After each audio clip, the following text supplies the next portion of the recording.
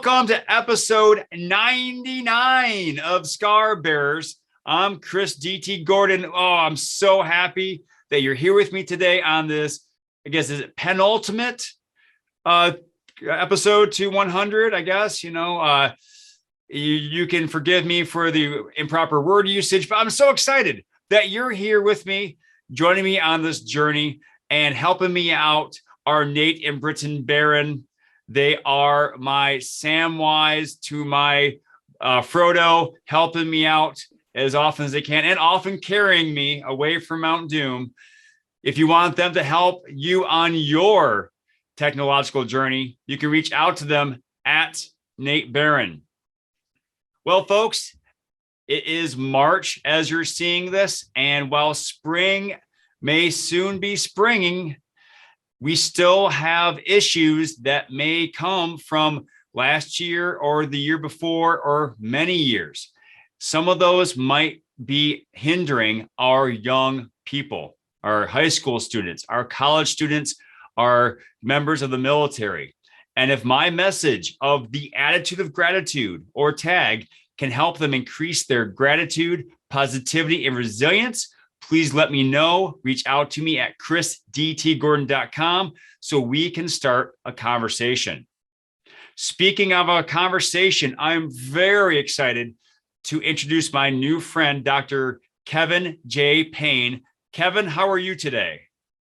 I'm doing really well today, Chris. I'm delighted to be here, and you get bonus points for the LOTR reference in your opening spiel. Well, thank you. I am not really well known for concealing my geekdom, as you can see. So no, I do enjoy a good Tolkien reference. So besides using your middle initial in your professional name, we also have a commonality in that we've both jumped out of perfectly good airplanes in our lives. There are no perfectly good airplanes. But I'm sure you've heard that phrase before, right? Oh my gosh. If I had a nickel for every time I had heard that phrase, I would have retired already. Oh, I'm sure. But you have jumped many more times than I have. I can count on one hand how many I have. Yet you could probably use the hand of 60 people to count how many you've jumped. So what would you say it was? A few. I'm at 600 now. Yeah. Wow. Yeah. So I'm no longer a skydiving novice, but I'm not yet an expert. I'm in that middle ground. Okay. So just wondering, about how many miles have you fallen, do you think? Well, it's approximately, not quite 3 miles a jump. So, okay. You're going now. Now, the even better measurement is time. I've spent just a little over 11 hours of my life in free fall. Wow. That just think about that, folks. Almost half a day just falling. Mm-hmm. We can imagine cartoon characters doing that, or if you're a fan of the MCU in Thor Ragnarok, Loki falling for 30 minutes. Now just imagine that for 11 hours. Yeah, exactly. Well, you know that if you've looked at the commercial we shot for my book on my website, you'll see there's one shot in there where I drop into frame and come to the camera like Wile E. Coyote. Oh, nice. And we purposely filmed it that way because I wanted that joke in there. Oh, that's cool. You've jumped for you jumped a few times when you're planning jokes in the middle of your jumps. Yeah. So I have to know, Kevin, what has prompted you to jump out of a imperfectly good airplane for 600 times? Well, there are two reasons. One thing that people should know about me is I live with multiple sclerosis, and I've done that for quite a while. And so on the one hand, I went back to skydiving in 2019 because I wanted to reclaim a lost childhood dream. Mm-hmm. Year after year after year with chronic illness often ends up being just this long, slow, sad slide of saying goodbye to the things that you cherished about your life. And this was something that I wanted to do as a kid. I started doing the training in the 90s and got some jumps in, and then career and kids and health and all that got in the way, and I hadn't gotten back to it. So when I was at my very bottom, I said, I want to come back and I want to do something just for myself, because I hadn't done anything just for myself. Because let's face it, there's no practical reason to jump out of an airplane. There just isn't. So that is the thing I wanted to go back and do. The other reason, which is possibly more important and more profound, is that I had become terrified of my own body. When your body keeps betraying you time after time after time, it's scary. And I had had just a few too many of those incidents. And so I said, I need to confront my fear of my body. And the way I'm going to do it is I'm going to do it at terminal velocity, because I'm going to put myself in a position where I have to save myself every time. And I'm going to do that repeatedly, time after time after time, so that I can get the confidence I need to get back in the world and engage with the world in the way that I used to and that I still wanted to. Wow, that's a pretty powerful way to use skydiving. I know a lot of people, they skydive once or twice because they want to feel alive, because of that reason of the thought of mortality. But to use it as a sign of rebellion against your own body is indeed, as you said, quite powerful. Yeah, it worked for me. I mean, I may be a little dense, but I needed an extreme form of exposure therapy to do it. And I tell you, every time I exit an airplane, and usually that's around 14,000 feet that we go out. So fear is on the inside of the door, right? That's because our acute stress response is dialed up. And one of the things we have to learn to do skydiving is to learn to reframe fear as excitement or challenge, right? Yes. So on the inside of the door is fear. On the outside of the door, when you pass through that fear, there is the most remarkable joy and mindfulness and accomplishment that you can imagine. Because every time I go through that door, in the back of my head, a voice says 82 seconds. Because once I exit that door, my life expectancy is 82 seconds, unless I actively choose life. Wow.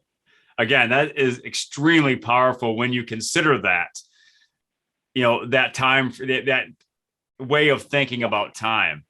I did hear that there was a study, and you could probably correct me, you probably heard of the same study that was done in the 50s or 60s, where people were taken up to an airplane and they had their heart rate monitored, or their heart rate, their pulse checked, and their, as soon as the higher they climbed, the higher their pulse rate was. But as soon as they jumped out, it dropped dramatically. Not because they died, but because they're a lot more relaxed, because as you said, the fear was inside the plane. Yeah. And once you are through the door, it is the most mindful experience I have ever had, because all of the nattering distractions of the world have fallen away. And you are right there in that moment, just living. And your senses expand and you feel connected to everything. It's amazing to experience. It definitely is. I think that's a t-shirt there for you, Kevin. Keep fear inside the plane. Yeah. That truly is, because because, well, yeah, I noticed your Iron Man poster on the wall behind Mm. you, and that comic book cover, Yes. and that is one of the coolest things about skydiving, because when we're belly to earth, that's the slowest that we go. That's about 120 miles an hour. Mhm. And you can sweep your arms back and extend your legs like Iron Man, and suddenly, as you're tracking along, you go from 120 miles an hour to 200 miles an hour or faster in a second. And that's called a delta, correct? It's a tracking position. Yeah. Okay. And so whew, and then bam, you shoot through the sky, and there is it's really hard not to feel pretty confident in yourself when you can fly through the sky like Iron Man. Yes, true. Indeed.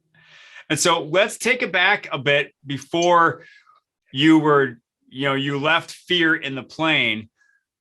What were you experiencing mentally when you started feeling the symptoms of MS? Where were Well, you at in first, your life? yeah, the very first time I started experiencing symptoms was 1989, and I was in college, and I was in a demanding academic program, and I started feeling really tired and kind of confused, and that sort of made me feel down because I didn't know what was going on. But I also had weird eye saccades. So those are like when your eyes stutter, Okay. and I started itching everywhere, and my balance started going wonky, which Hmm. I noticed in a fencing class because I love fencing and I liked fencing for a long time. But suddenly my balance was going wonky, and that's really crucial when you're fencing. Yeah, when you have a So sword in your hand. yeah, exactly. So, and you can see one of mine behind me on the wall Yes. there. Yeah. Um, so I was a little confused. I lived with this for a few months, and then I went to the university physician, and he said, "Oh, you're depressed." Mm. And that was probably part of it, no doubt. But he sent me to a psychiatrist who confirmed, yes, this is major depression, and he gave me some drugs, and the drugs didn't work, and so we tried some other drugs, and the drugs didn't work, and so my case was pronounced treatment resistant, and they Okay. left it there. Wow. And so in a few months I was feeling like myself again.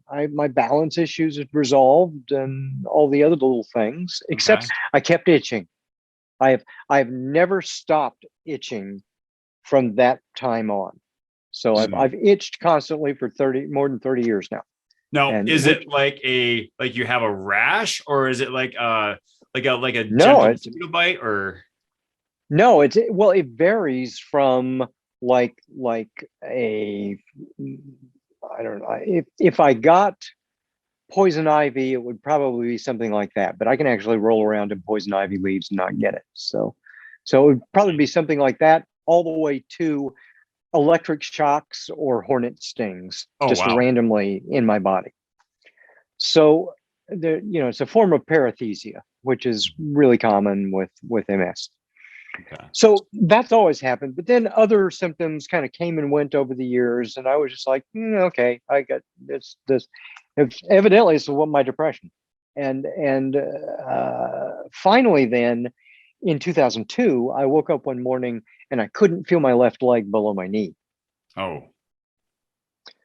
I thought I'd overdone my workout and pinched a nerve the day before, Hmm. and so I didn't really think about it. And a few days later, it was back. And then it was gone again, and then it was back, and then other parts of my body started disappearing. And then one morning I woke up and I could feel my right arm and my head, but the rest of my body had disappeared. So at that Wow. point, my then wife said, "You will get this looked at," and so I did, and that began a comedy of medical errors. And at one point they said, "No, it's not MS," and then they said, "Oh, surprise, yeah, we're wrong. It is. It's been around, and it's been around for a long time." Oh. So so that was my story. So by the time we get to 2006, I've got the diagnosis, and I'm in treatment and all of that. And my life had pretty radically changed because that's a big thing to accommodate in my life. Yes. And during that time, my then wife was going through some weird medical symptoms as well, which turned out to be a very advanced late stage 3 renal cell carcinoma. Oh. And so I'm navigating, trying to make sense of my MS while I'm navigating trying to be a caregiver, while I'm the only source of income for a family of 4 because we had 2 little kids at the time.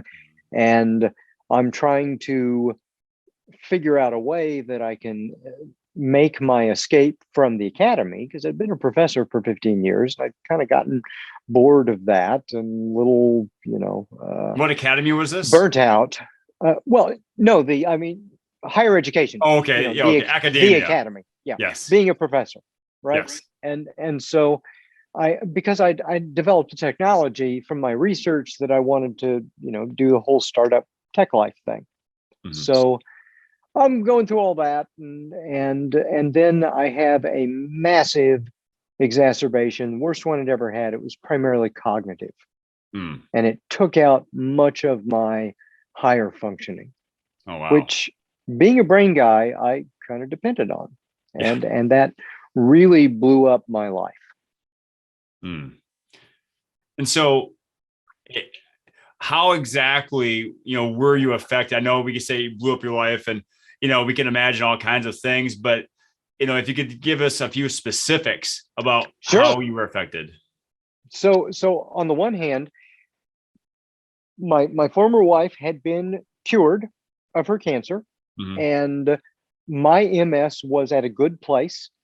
And so we agreed, okay, it's a good time for me to leave the safest job in the world as a tenure track professor to the risky life of a tech entrepreneur.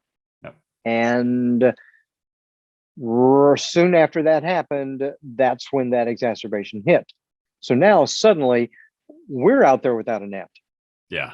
We've got nothing to save back on, right? And so I'm scrambling. My brain isn't working. That exacerbation caused behavioral changes, and it was difficult for me to process social signals. My emotions became very labile, so they're all over the place, and they don't fit. And I was stuck, and I did become profoundly depressed at that point because. And then my family, my wife and kids decided that this was not a journey they could go on me with, and they left. Okay. So I'm alone. And then shortly after my son, who was the last one to leave, left, my dog traumatically died in front of me. So sorry. And then 3 days after that, I was almost struck by lightning.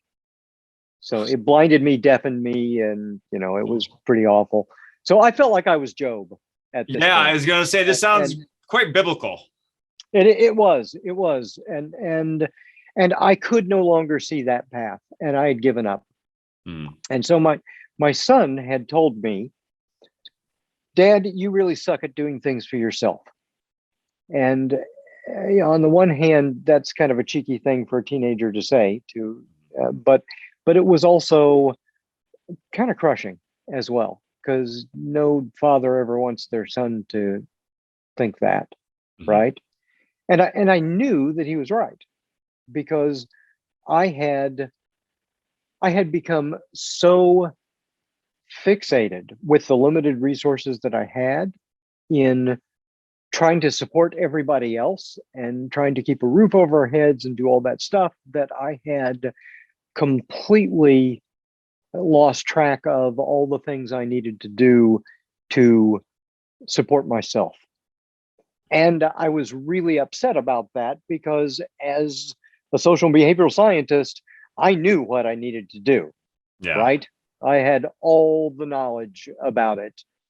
So I had resolved that I was going to give myself one last chance. And I was going to try to reclaim something just for myself that I thought, that I'd given up on. And for me, that was skydiving. Wow. Okay. So when you started reclaiming that in, skydiving, I'm assuming that this is going to lead to somewhere else. How did that change the rest of your life? Yeah, so I was doing it not just to reclaim that, but because, as I'd said, I'd become fearful of my own body. Mm-hmm. And I needed to do something to build confidence in myself, because I still had the dreams. I still wanted to get the technology out there. And I'd done a couple of other startups in between here. And I had this book that I was starting to write, and I wanted to get that out there. And those are big things. Yes. And I didn't know whether I had that kind of effort in me still. So I went back in 19, I got my A license. Usually it takes 25 jumps to get your A license. Took me 47 because it took a lot of extra work to figure out how to control my legs in free fall. Oh yeah, I can imagine. And there were some really terrifying jumps there. So another geek reference, that scene in Captain Marvel where she comes back to Earth and she's flailing all around that was me. Oh wow, that was me. I have it on video too. I mean, that was me. My goodness. But I was always able to stay altitude aware and stabilize myself by pull time and pull and land myself. So I was being safe. It just looked terrifying. Yes. And so it took a little extra time, but in 2019 I logged about 140 jumps and got my A and my B license. And then for 2020 I set myself a bigger goal. I said I want to be a legitimate skydiver. And really what that means is getting past 500. Because 500 is where you get all your licenses and you're eligible for professional ratings and things like that. And what that would mean is I would need to log better than one jump a day for the entire year.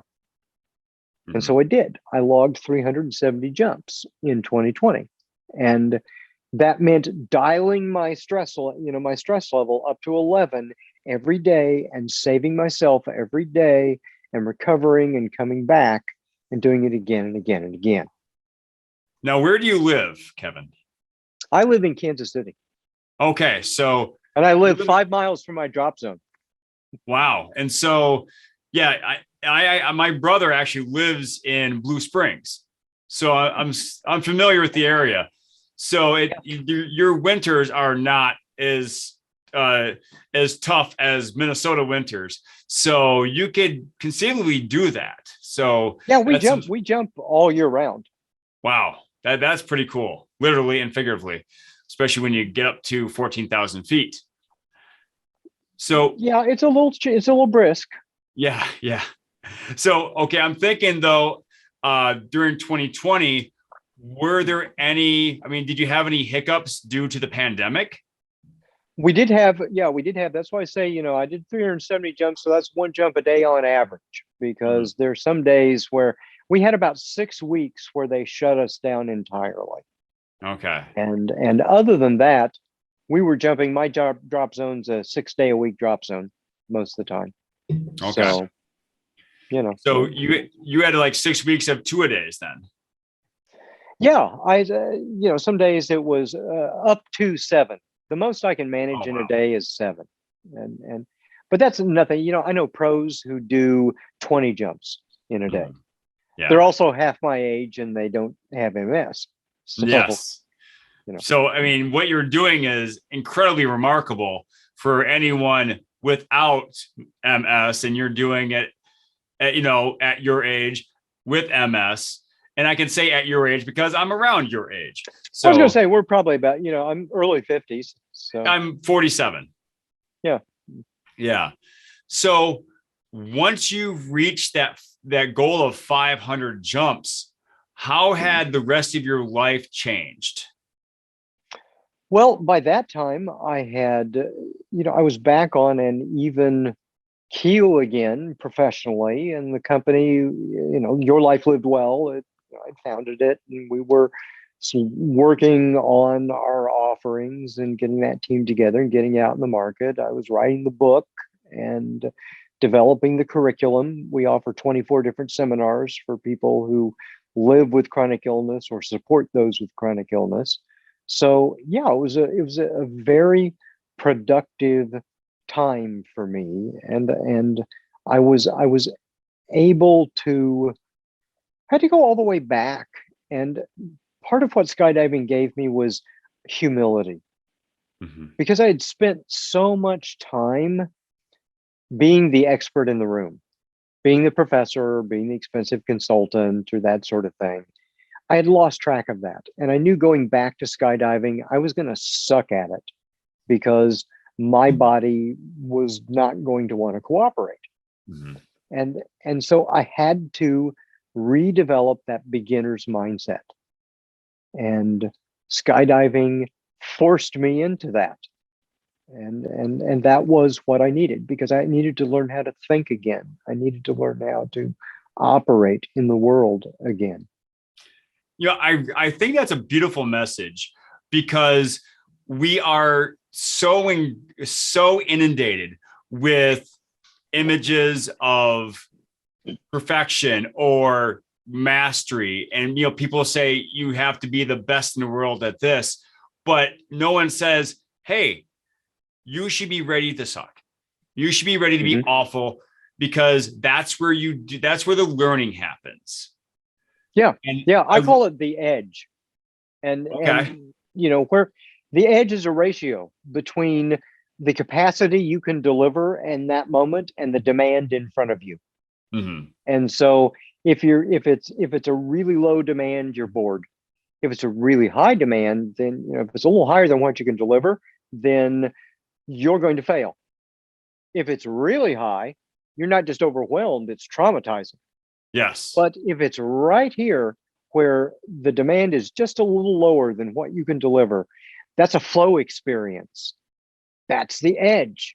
And those are Mhm. some of the best human experiences ever. But if you pull yourself back from the possibility of failing, well, failure and your best successes are both right next to each other on the edge. And Mhm. you will pull yourself back from some of the best human experiences that make life worthwhile. So Yes. we have to reframe stress. We have to understand what that is in our lives.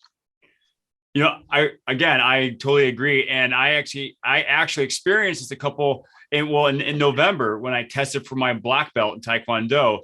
I had to Oh, do a thank you a congrats. blindfolded. Thank you very much. A blindfolded 360 spinning side kick, which is you have Hmm. to step forward and then twist your body around, and then you have to kick and not only break one board but two boards. Hmm. And the trick is you have to be able to put yourself in the position of falling Yeah. while your eyes are Hmm. closed. And for a Hmm. couple of times, I tried it the first couple of times. I didn't do it because I was nervous about, of course, being successful. And my master said, trust yourself, trust the training, and do the kick. And it fell right in line with what you just said about being on that edge there. I had to Hmm. put myself in the position of falling over in order to Yeah. successfully execute the kick. Hmm. And I think Yeah. that's totally, that is something that we all need to experience, not if not daily, often, because that's where life really lives. Life is right at that edge, and that's where you really make that progress.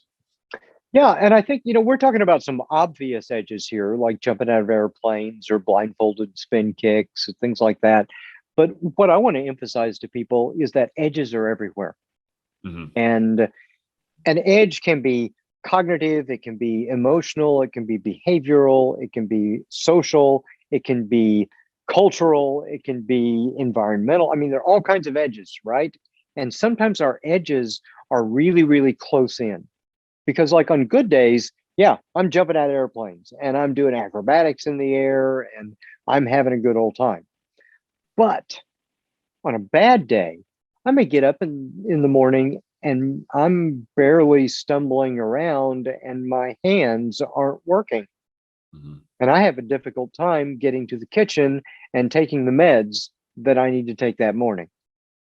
So we have to become honest enough with ourselves and humble enough with ourselves that we acknowledge our true edges wherever they are.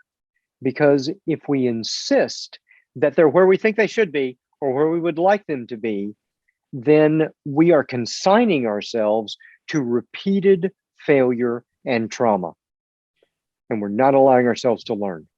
Exactly. I agree. It's that we feel what we have to live up to other people's lives or other people's expectations, where we need to experience our own lives and experience where we are, because that's where you grow. You don't grow in someone else's garden. You grow Right. in your own.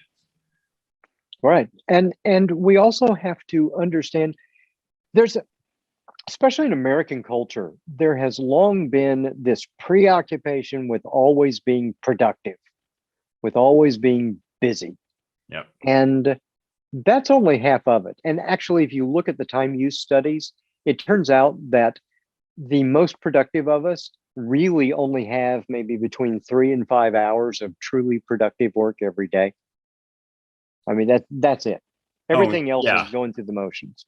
Mhm. So what we have to understand is if we want to keep going to the edge, to different edges, we've got to pull ourselves back and take ourselves to our home, because the growth actually happens when we are resting.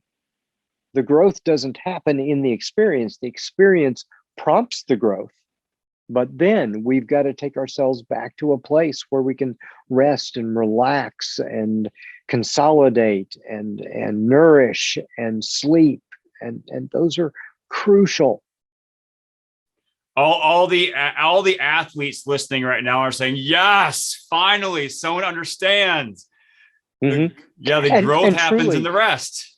exactly. And truly, one of the things that I built on when I was writing this book is there's one group of people who constantly, consciously take themselves to their edge all the time.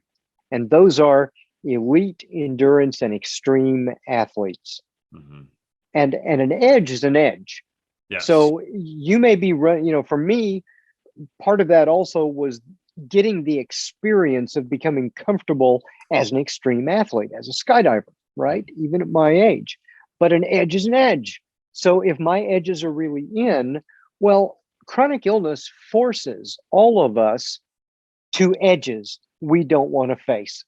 Mhm. And there is so much we can learn from the mindset and behavior literature on from sports psychology that I find really fruitful to apply to life with a chronic health condition. I really applaud you for making that connection, Kevin, because a lot of people, when they think of, oh, I have MS, or I have, fill in the blank with this chronic illness or this diagnosis, that, well, life's over, time to decline, time to, Yeah. you know, time to let the kids know that, this will all be there soon. But I love how you are taking your situation and saying, no, this is the time to ramp it up. This is the time Yeah. to find that edge, because, and I agree with you partially, because that was what I faced with my own diagnosis. I was diagnosed with necrotizing fasciitis, and, Mhm. and when I started thinking about, okay, after all these radical surgeries, how was I going to live my life? Mhm. I was not in the mindset of, well, you know what? I lived, so yay, give me a medal. I wanted to see what I can do. I want to see how far Yeah. I can push it. And I think that's what draws me to you, is that we are kindred in that spirit. And I feel that that is so important for everyone to learn and to adapt, is that feeling of taking that prognosis or that problem and using it as a challenge. Yeah, when I was diagnosed, finally, I was told, expect to be in a wheelchair within a decade or so. Oh, wow. And well, I'm still, getting around pretty well now. Mhm. Now, when I get really tired late at night, I start, my balance goes really wonky, and sometimes my heat sensitivity, whenever I get really hot, then I get weak and numb and that sort of thing. But when I get really cold, my spasticity Mm. kicks in, and Okay. my legs will freeze up, and I sometimes can't walk when that happens. But for me, this was living with a chronic illness that forced me to that edge. That was my invitation to live an examined life, because I'd always believed in that. But now the stakes were upped, Yes. because I think if we live with a chronic health condition, with that chronic distress, then it is all the more important that we work to become as fit as we possibly can in every other way that we can. I So agree. for me, that means that, my day is always started. I lift weights and I row, and I meditate, and those are tools to push my body and my mind every morning and keep me growing. Mhm. You take your meds, your meditation, exercise, diet, and sleep. I love it. Hmm. Yeah. So, and Kevin, and go ahead. yeah. Go ahead. I'm sorry. No, I was just going to say, and sleep is really crucial. Man, don't people, Americans again especially, are really bad about not sleeping. It's like, Mhm. do it, because that's the only time your body has to repair itself, that your brain is clearing out all the plaques during that time. It's absolutely essential. So shut up and Yes, sleep. exactly. I agree. So, Kevin, what's on tap for you in the near future? Obviously, more jumps, but what else? Yeah, jumping and speaking and training others, and getting the message out. I mean, for me, this is I have been privileged in my life to get a lot of education in an area that I'm very passionate about, and to spend my life researching people. This is my offering from that. This is what I have been able to put together from decades of studying people and from my experience, and try to make something useful and worthwhile for people in the circumstances that I'm in, as a living with a chronic condition, or as a loved one or caregiver.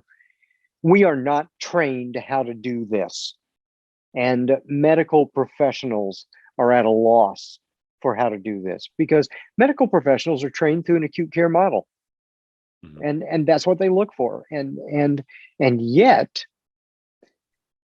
over 50% of all Americans now live with a chronic health condition. Wow.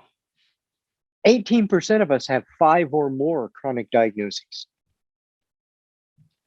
87% of our healthcare spend in the United States in the last few years has been for chronic healthcare. Hmm. We need to learn something different. And the problem isn't living with the symptoms. The problem is living with the cognitive and emotional and behavioral and social fallout from being forced to live with a condition that likely will never get better. Mhm. So where can people find you to make that connection with you and learn these valuable lessons? I've tried to make it real easy. Go to yourlifelivedwell.co, and Okay. there you can find my social links, and you can find links for the book. You can download 100 pages free to see if that's something that you're interested in, if it might be helpful for you. The seminars and webinars that I offer, there's a calendar there. My podcast, links to guest appearances on other media, that sort of thing. So just lots of stuff there that I hope people will find useful, and join the community. Excellent. What's that website again? Yourlifelivedwell.co. Just Your like the book, life. just like the Okay. podcast. Nice. Yourlifewelllived.co. Excellent. Lived well. Lived well. Like yourlifelivedwell.co. And that'll be in the Very show good. notes for people to click on and find.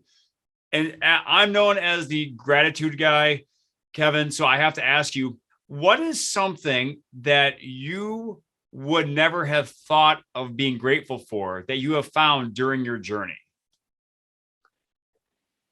The big thing is I would never have thought I would have been grateful for finding myself so inept and so unsuccessful and so overwhelmed with where life had put me, because nobody likes being in that position. Yes. It was the prompt for me to go back and rediscover my beginner's mindset, and to practice being more kind to myself. Because like most of us, I wasn't very kind to myself. Most of us are smushed in this dysfunctional relationship with this other person in our carcass that we can't get away from, who is pretty nasty to us all the time. And